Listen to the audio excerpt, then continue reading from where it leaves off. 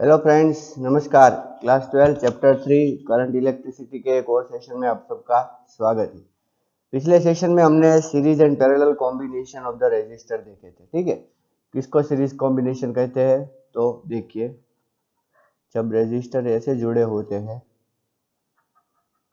तो इसको क्या कहते हैं? Series combination.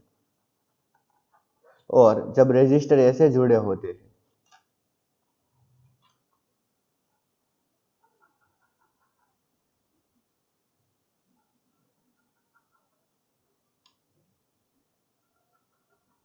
तो इसको कहते हैं पैरेलल कॉम्बिनेशन।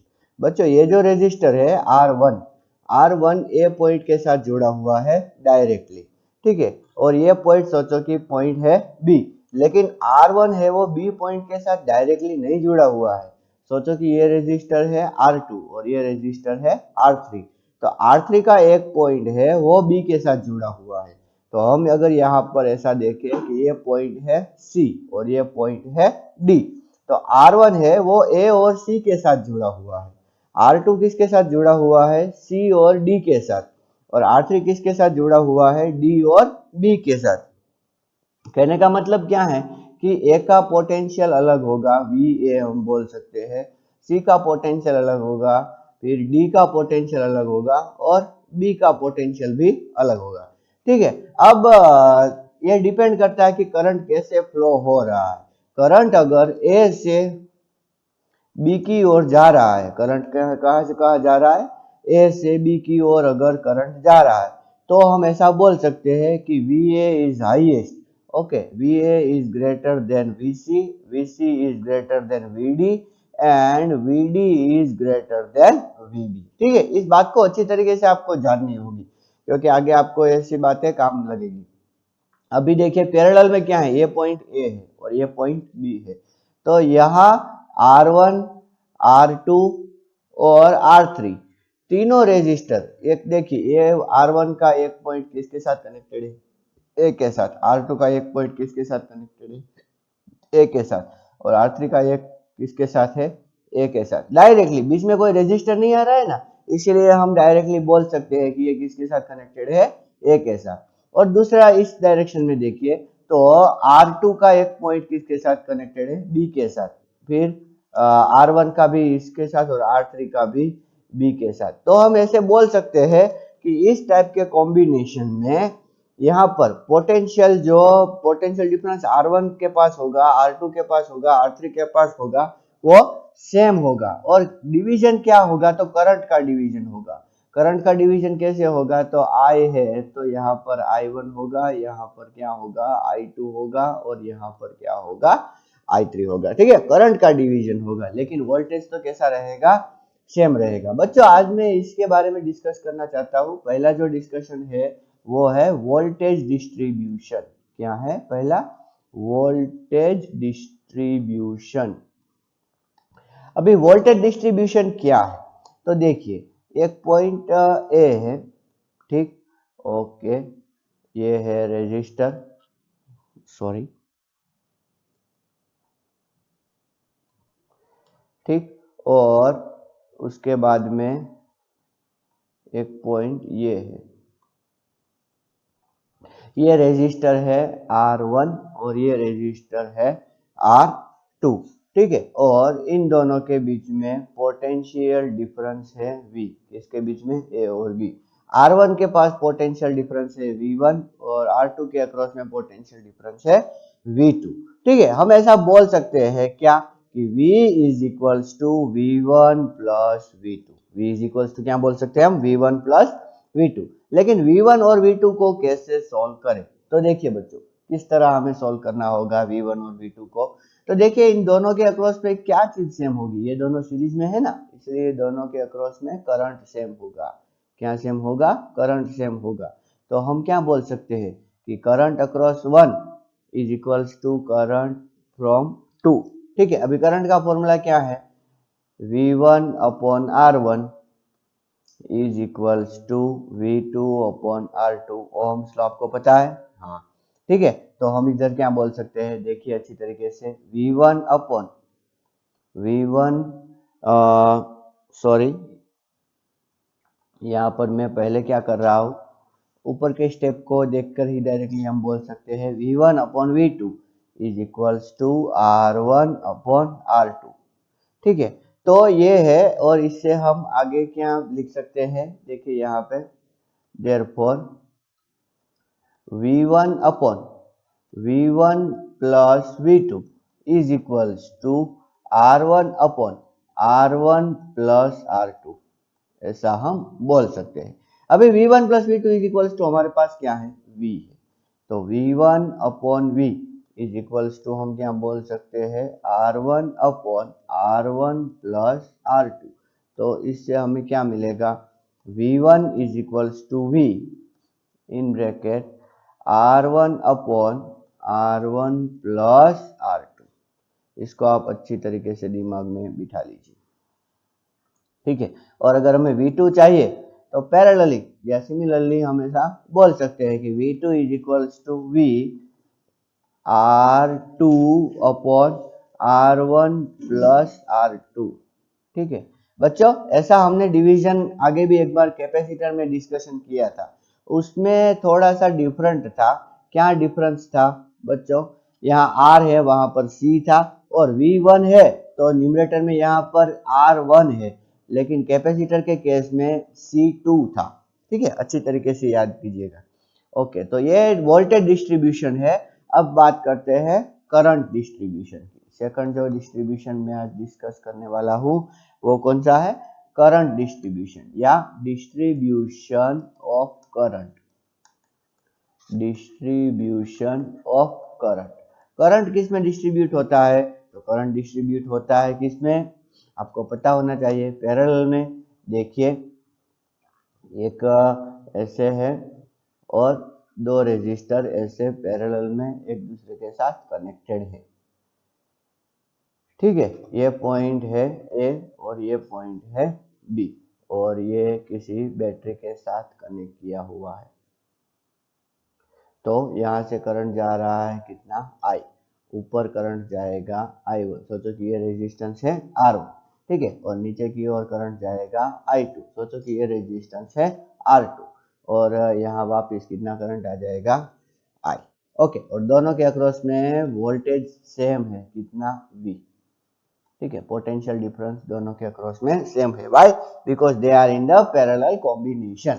ओके, अभी हम क्या देख सकते हैं, therefore I is equals to I1 plus I2। बच्चों उसमें हमने क्या इक्वेट किया था, करंट इक्वेट किया था, हम इसमें वोल्टेज इक्वेट करेंगे। पहला जो वोल्टेज है वो वोल्टेज अक्रॉस फर्स्ट रेजिस्टर, ये है वोल्टेज अक्रॉस सेकंड रेजिस्टर। अभी वोल्टेज इज इक्वल टू हम क्या बोल सकते हैं, IR बोल सकते हैं, तो V, और इसलिए IR is equal to IR, और मैं क्या बोल सकता हूँ, I1 R1 is equals to I2 R2। तो देखिए मैं यहाँ पर ऐसा कुछ लिख रहा हूँ, I1 upon I2 is equals to हम क्या लिख सकते हैं, R2 अपॉन R1 लिख सकते हैं। ओके, तो हम देखिए यहाँ पर ऐसा कंपोनेंटो डिविडेंडो कर सकते हैं कि I1 upon I1 plus I2 is equals to R2 upon R1 plus R2। ठीक है, देखो मैं आपको ये समझाता हूँ कि ये कैसे आया, कि हर बार ऐसा कैसे कर सकते हैं। सोचो कि हम दोनों साइड 1 प्लस कर रहे हैं, वो मोबाइल वाला नहीं हो, +1, ऐसा कर सकते हैं, इजीली कर सकते हैं, R2 अपॉन R1 +1। तो मैं यहाँ पर 1 प्लस अगर करूँ तो क्या मिलेगा, देखिए I1 plus I2 upon I2 is equals to R1 plus R2 upon R1, कर सकते हैं कि नहीं। और इसका अगर हम इन्वर्स कर दें तो हमें क्या मिलेगा, I2 upon I1 plus I2 is equals to R1 upon R1 plus R2, ऐसा हम लिख सकते हैं। तो ये तो मैंने मतलब कि ऐसा किया। यहाँ पर देखिए, यहाँ आप अगर बोलोगे कि सर यहाँ तो न्यूमरेटर में I1 मिल रहा है और आपने तो I2 लिखा है, लेकिन पहले एक काम करो, इसको रेसिप्रोकल कर दो, I2 upon I1 is equals to R1 upon R2, ऐसा कर दो, और बाद में +1 करो तो आपको ये मिल जाएगा। Okay, excuse me. अभी I1 plus I2 is equals to I हम लिख सकते हैं, therefore मैं क्या लिख रहा हूँ, देखिए I1 upon I is equals to R2 upon R1 plus R2। ठीक है। Therefore I1 is equals to, मैं क्या लिख सकता हूँ, I into R2 upon R1 plus R2। ठीक है, अच्छी तरीके से देखिए, उसमें जब हम V1 लिख रहे थे तब यहाँ पर 1 था और यहाँ पर भी 1 था न्यूमरेटर में, लेकिन जब हम I1 लिख रहे हैं उस टाइम यहाँ पर R2 है। और सिमिलरली हम अगर I1 लिखना चाहे तो I1 इज सॉरी I1 नहीं सॉरी I2 लिखना चाहे, ठीक है, तो क्या लिख सकते हैं, ठीक है, आप अपने दिमाग में सोचिए, यहाँ लिख सकते हैं I2 इज इक्वल्स टू, मैं यहाँ पे फिर से लिख रहा हूँ, I2 is equals to R1 upon R1 plus R2। ठीक है, ये है I2, current in the second resistor. Okay, समझ में आ रहा है, current in the second resistor that is the I2 and current in the first resistor that is the I1। समझ में आ रहा है। आइए हम एक एग्जांपल सॉल्व करते हैं ताकि आपको अच्छी तरीके से पता चले। देखिए, दो रेजिस्टर है इस तरह के, ठीक है, एक का रेजिस्टेंस है 5 ओहम और दूसरे का रेजिस्टेंस है 6 ओहम, और दोनों के अक्रॉस में टोटल रेजिस्टेंस है 10 वोल्ट, टोटल वोल्टेज है 10 वोल्ट सॉरी। ठीक है, और हमें क्या पूछा है, find out voltage across 5 end voltage across 6। पहले आप ट्राई कीजिए। तो वोल्टेज अक्रॉस 5 अगर हमें देखना है तो वोल्टेज अक्रॉस 5 कितना होगा, तो हमें टोटल वोल्टेज पहले लिखना है, फिर जिसके अक्रॉस में फाइंड करना है उसको न्यूमरेटर में, और बाद में दोनों का एडिशन 5 + 6 डिनोमिनेटर में। तो क्या मिल जाएगा हमें, 50/11 वोल्ट, वोल्टेज अक्रॉस 5। ठीक है, और अगर वोल्टेज अक्रॉस 6 हमें मालूम करना है तो भी 10, फिर जिसके अक्रॉस में फाइंड करना है 6 अपॉन क्या करना होगा, 5 + 6, तो हमें कितना मिल जाएगा, देखिए 60/11। अभी देखिए V5 + V6 अगर हम करें, इसको मैं वोल्टेज लिख देता हूँ, V5 + V6 अगर हम करें तो देखिए 50 + 60/11, तो ये कितना हो जाएगा, 110/11, तो 10 वोल्ट, ये तो मिल गया ना। मतलब क्या है कि टोटल वोल्टेज 10 वोल्ट है, वो भी हमें मिल गया, मतलब कि हमने जो लिखा है, जो डेरिवेशन किया है वो सही है। ठीक है, अगर 3 है, 1 2 और 3, ठीक है, एक को मैं मानता हूँ 1 ओहम, दूसरे को 2 ओहम और तीसरे को 3 ओहम। ठीक है, और यहाँ पर ए और बी, और टोटल वोल्टेज है 30 वोल्ट। कितना है, 30 वोल्ट, सोचिए। ठीक है, तो हमें फाइंड करना है V1 equals to what, V2 equals to what and V3 equals to what. ठीक है, तो कैसे करें, देखिए हमने तो 2 के लिए ही सीखा था, अभी 3 के लिए क्या करें, तो हमें पहले ऐसा सोचना होगा कि सिर्फ ऐसा है, 1 ओहम है और दूसरा है 5 ओहम। समझ में आया आपको कुछ, मैंने 2 रेजिस्टर को एक रेजिस्टर बना दिया। तो अब यहाँ पर अगर जब हमें 1 फाइंड करना है, V1, ठीक है, तो V1 इज इक्वल्स टू हम क्या लिख सकते हैं, तो टोटल वोल्टेज कितना है, 30 है, तो 30, अभी 1 ऊपर और नीचे 5 + 1 = 6। ठीक है, तो 30 × 1 और 30/6, तो कितना आएगा, 5 वोल्ट आएगा। देखिए, अगर आप इसको अच्छी तरीके से देखेंगे तो आपको ऐसा लगेगा, देखिए 30 × 1/1 + 2 + 3। तो मेरा कहने का मतलब क्या है कि इसको जनरलाइज भी आप कर सकते हैं कि जिसके अक्रॉस में आपको वोल्टेज फाइंड करना हो उसी को सिर्फ न्यूमरेटर में लिखिए और बाद में डिनोमिनेटर में the whole resistance addition, and what you will get 5 volt.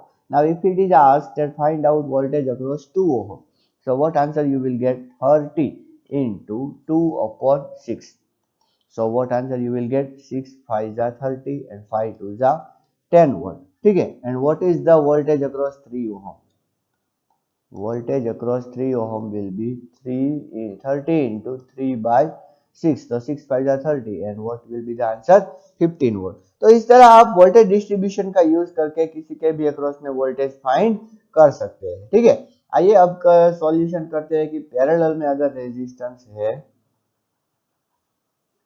ठीक है, कुछ इस तरह रेजिस्टेंस आपको दिए हुए हैं और यहाँ पर 5 एम्पियर करंट फ्लो हो रहा है, और ये कहीं 3 ओम है और ये 4 ओम है।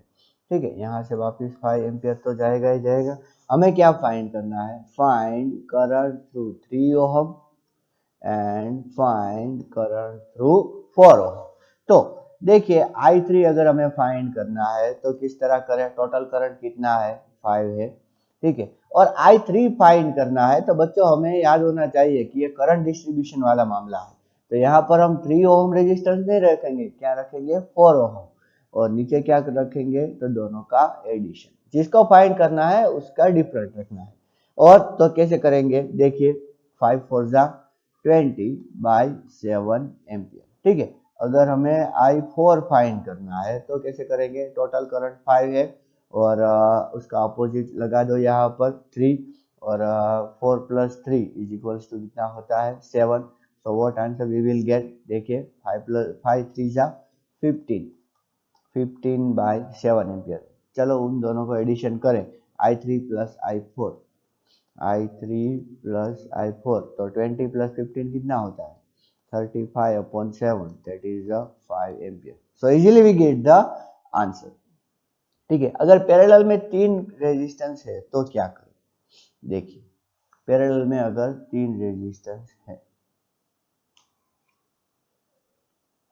ये है पहला, ये है दूसरा, और ये है तीसरा। ठीक है, और ये कितना है? 5 एम्पियर, और यहाँ से भी कितना जाएगा? 5 एम्पियर। सोचो ये है 2 ओम, ये है 3 ओम, और ये है 4 ओम।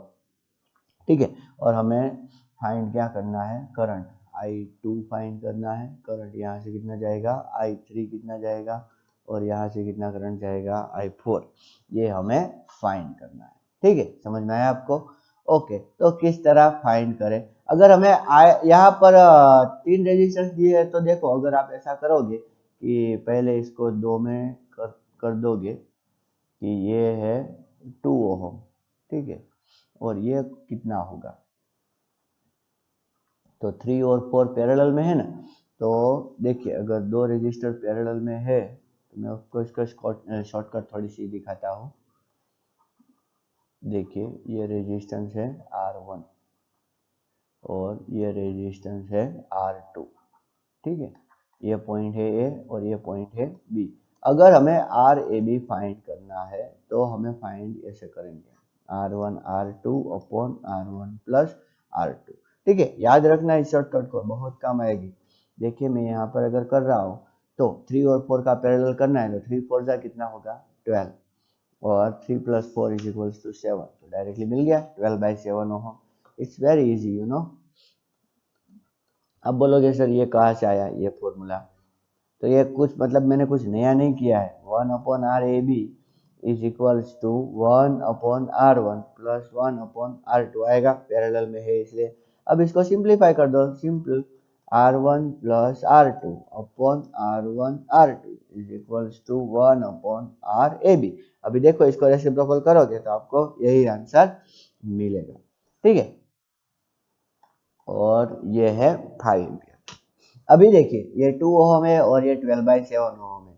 अगर हमें I2 फाइंड करना है, क्या फाइंड करना है? I2।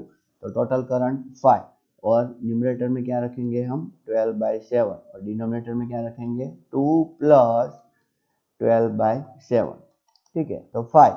अब ये 12/7 ऊपर तो मैंने रखा, नीचे क्या आएगा? 7 2 जा 14, 14 + 12 कितना होगा? 26, 26/7। तो ये 7 7 कट हो गया। सो व्हाट आंसर यू गेट? 12 5 जा 60, 60/26 एम्पियर। ये हमें क्या मिल गया? I2 मिल गया। ठीक है, I2 मिल गया। देखिए मैं एक मतलब कि आप 3 में थोड़ा सा कॉम्प्लेक्स हो सकता है कि बार बार आपको पैरेलल में फाइंड करना पड़े, लेकिन एक ट्रिक मैं आपको देता हूँ। वोल्टेज सेम होता है ना, तो V = क्या होता है? IR, मतलब कि I1 R1 ऐसा हम बोल सकते हैं। ये क्या हो सकता है? I2 R2, और तीसरा क्या हो सकता है? I3 R3, ऐसा हम लिख सकते हैं ना। तो हमें पहले वाला मतलब कि जो करंट मिल गया, पहला जो है यहाँ पर I2 है और उसका रेजिस्टेंस कितना है 2। फिर दूसरा जो है, मैं यहाँ पे ऊपर करता हूँ थोड़ा सा ताकि आपको पता चले, दूसरा है 3 ओहम और तीसरा है 4 ओहम। ठीक है, तो यहाँ पर I3 into 3 ohm is equals to I4 into 4 ohm. तो हमें I2 तो मिल गया, कितना मिल गया देखिए 60/26 multiply by 2 is equals to हम I3 into 3 is equals to हम क्या कर सकते हैं I4 इंटू 4। तो देखिए यहाँ पर ये बहुत सिंपल हो गया है, ये कितना हो जाएगा 13। तो I3 इक्वल टू अगर हमें फाइंड करना है तो इसमें से ही आप I3 अपने आप फाइंड करने की ट्राई कीजिए, क्या आएगा I3 इज इक्वल्स टू आएगा 16/13 इंटू 3 और I4 आ जाएगा 60/13 इंटू 4। ठीक है, मैंने जो पहले मेथड बोली उससे भी आप ट्राई कर सकते हो और इससे भी हम ट्राई कर सकते हैं, and in both you will get the same answer. समझ में आया कि नहीं आपको?